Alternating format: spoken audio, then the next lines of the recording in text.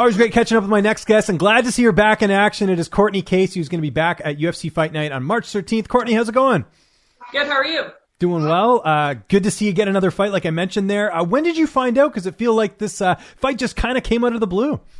No, I have known about it for a little bit. I was just waiting to announce it when they announced it, and they took forever to announce it, so just one of those things. Okay, well, that's good you got some notice, which is awesome. I know you're supposed to fight in October. Obviously, your opponent misses weight. The fight is off. I assume you got paid for that, or what happened with that whole situation of fighting Priscilla Caixara? Well, she showed up to fight week like at 154 pounds. That's and crazy. So we redid the contract at 135. So it's supposed to fight at 135. And then Friday morning around like 6 o'clock, I got a phone call saying that she passed out or something like that and wasn't going to make weight. And they just sent me home with some money, but not anything close to what I was going to make.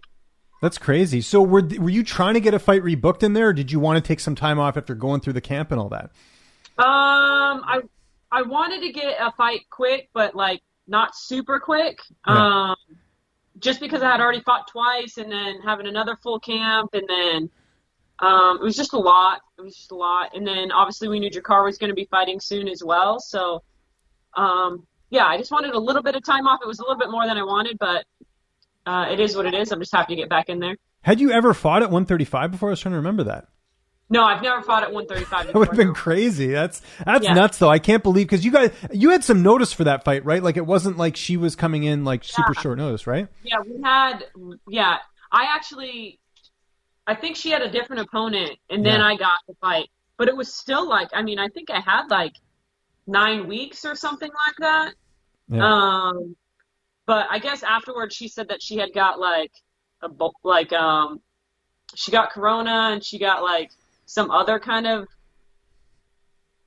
thing, like Ebola or something like that. I was like, man, I don't know. But yeah, that's nuts. 154 pounds, that's pretty big. So, and then not to say anything, you know what I mean? Not like to let the UFC know or whatnot, you know? So either A, I could have got a different opponent, or B, I would have prepared for 135, you know? But it is what it is. I got sent home with, you know, a little bit of money to help me kind of carry through, you know, until now. And then it sucks again, you know, Drakkar just had the same thing happen. And, right. You know, you're expecting at least a certain amount of money, and you don't come anywhere close to that. So it's just one of those things that happens, but happy to be able to work, I guess. For sure. We'll talk about Drakkar in a sec, because I like that new fight they booked for him there. We'll talk about that in a sec. But just sort of last thing on the fight, did her camp at all like apologize or say anything to you, or was it one of those things where you just moved on? I didn't hear anything. When I saw her, she didn't say anything. Like fight week, like I saw her a few times, she didn't say anything. Afterwards, she didn't say anything. They wouldn't even let me go weigh in. Like the UFC didn't let me go weigh in or anything like that. They just pretty much said, hey, you can go home, or you can stay until Sunday if you want, or you can go home. I couldn't go and watch the fights anyways, because obviously it's closed. Mm-hmm. So we just packed up and went home. And that was That's it. crazy. They wouldn't, because, you know, if you weigh in, you get paid, right? I'm assuming the UFC's kind of like, well, we'll give you some money, but we're not going to give you the whole thing. Like, not to rag on them, but you know what I mean? Like, even if you weigh in, you don't get your show money. You don't technically get your show money until you step into the cage. So. Oh, interesting. Okay. Well, there you go. Let's talk about JJ Aldrich, who you're fighting, 8-4 record. What do you know about her? How do you feel you match up against her here? I really don't know much about her. I remember watching her a few times, I think in Invicta days, maybe it was. You know, scrappy, southpaw. She's a little, I guess you can say, like, athletic, but kind of like in a deceiving way. You know what I mean? Mm-hmm. She doesn't look like she's very athletic, but she kind of is from the fights that I remember watching her fight. She's a good southpaw, a good striker. I think she's like a brown belt maybe in jiu-jitsu or something like that. I've seen her ground game very little. She doesn't use it very often because she likes to keep it standing. I think she's like a 3rd degree black belt in karate or something like that. I don't know. But I like the matchup. She's tough. You know what I mean? She definitely likes to bring the fight. The fights that I remember watching her in, you know what I mean? Like she goes out there and she throws, which, you know, something I like. But yeah, I'm definitely happy about this fight. I mean, it's a southpaw, so it's not only is it hard to train for southpaws because it's hard to get those partners, but hard to train for a southpaw in quarantine. You know what I mean? In Corona quarantine. As much as Arizona's open, we still, got to be safe and not getting Corona ourselves so we can't fight. So, but yeah, I mean, it's been a fun camp and I'm excited for it. Yeah, and Aldrich, I mean, if you've seen the fight against Macy Barber, like this looks like a good fight of the night type performance, and this is something that we spoke about, in the Jillian Robertson fight where you were frustrated. It's like you wanted to fight and it just didn't go that way stylistically. So I'm sure you're a bit happier just seeing what JJ's done. That it's she's going to come forward, she's going to try and engage with you and not just be like a point fight, right? Yeah, definitely, definitely excited for that. She comes from a very strong camp. Elevation, yeah. Elevation over there with all those girls, so. I know she's getting good work in. She's got great coaches around her and things like that. So, it's probably one of the fights that I'm more excited for. Obviously than like the Jillian Roberts fight and stuff like that. But yeah, just waiting. Yeah, no, for sure. Training camp, I imagine the same thing as Drakkar. You guys are sort of going to a couple different gyms and getting some work in. Like, do you guys train at the same places? Yeah, we pretty much train at the same places, kind of at different times. Obviously, with the boy and stuff, he goes in the morning to one, and then I go, do strength and conditioning, so he can take him to classes and things like that. But yeah, we're pretty much out of the same gyms. Golden Era Muay Thai, Legendary Athletics is where we do our strength and conditioning over there with Joe Cooperman, and then Tim Welch BJJ on Fridays. The only gym I don't go to, but Tanquinho comes over to Tim's on Fridays, is I don't actually physically go to Tank's gym on Mondays. But Gotcha. Yeah, other than that, that's it. And then I have obviously my striking coach, Alan. He comes to my house and we get working over here. Nice. That's great. And weight cut's pretty good. I mean, a lot better than 115, right? You know what? It's different. It's different. I think that 15 months off that I took, obviously with my injury and stuff, and then getting older, my whole body composition changed as far as getting rehab in for my leg and doing everything right, and then letting my body recover from 115. It was a lot of weight cuts at 115, and it definitely took a toll on my body. But I can't say that they're easier these cuts to 25, but I physically feel healthier going into fight day. Who's going to be in the cage with you that night as far as your corner? I'm going to have Casey Kenny. Nice. In this weekend. So against yeah. Dom Cruz, big fight. Yeah, at the time of recording this. Yeah. Drakkar will be in my corner, and then also Alan. Oh, great. Okay, that's nice. That's a good mix of people there. And how's the fight playing out on the 13th? How do you envision the fight unfolding?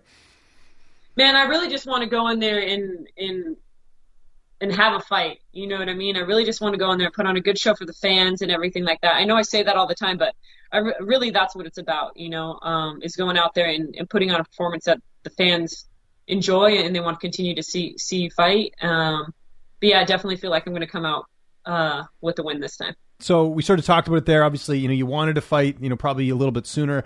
Is the plan to try and just keep the Cortney Casey sort of on standby like you were doing last year, where you're kind of taking fights when you could? Is that sort of the plan going forward? Or do you want to, I guess it depends on Drakkar as well with his fight coming up too.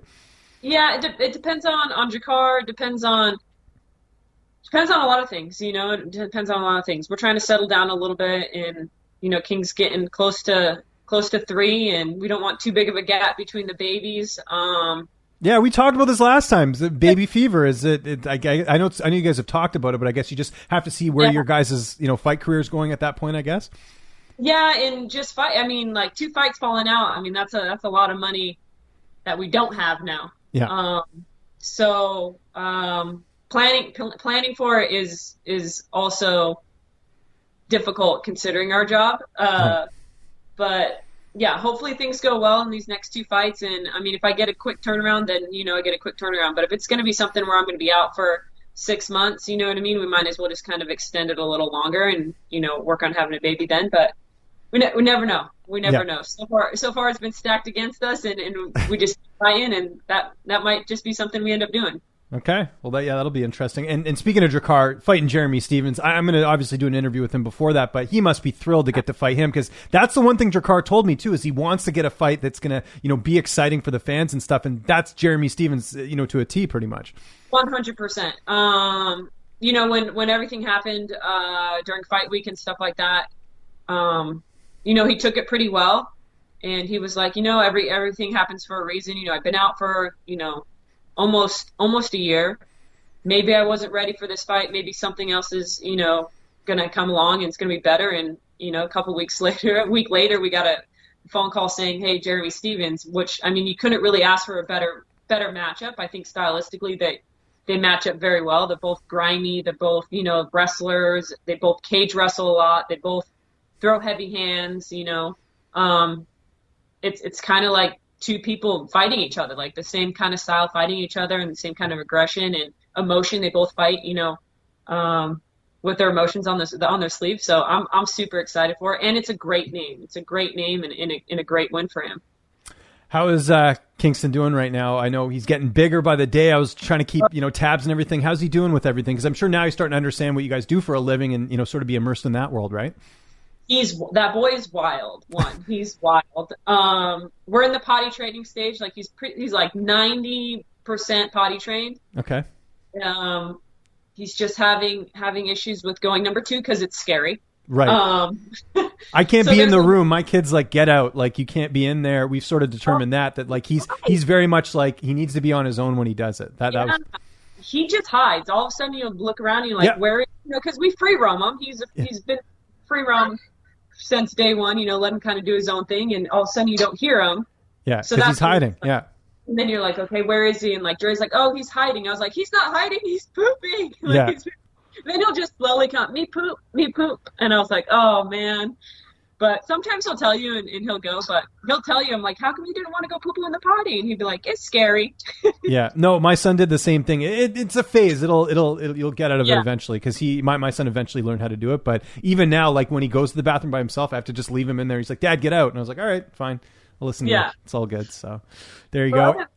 He's good. He's good. He's enjoying us both being in a camp and going to all the gyms and seeing all of his friends and things like that. So yeah, it's good. And downtime, what are you guys watching on TV right now? Anything good? Or mainly just Kingston shows. Yeah, Kingston shows pretty much. What is it called? I can't remember what it's called. Something on Netflix about like death, like life after death or something. Okay. I don't know, about people who either die and they come back to life, or like medians and stuff like that. I don't know. Interesting. Okay. In the background when we're trying to go to sleep. But yeah, other than that, that's it. Cool. What's Cortney, up, buddy? thanks so much for doing this. Always a pleasure. Just remind people where they can get a hold of you on social media, and if you got any sponsors or shout outs, the floor is yours. I'm on Instagram mainly at Cast Iron Casey. Sponsors 8-Man, Zebra Mats, X Endurance. Of course, all my gyms and my training partners and everything like that. But other than that, that's it.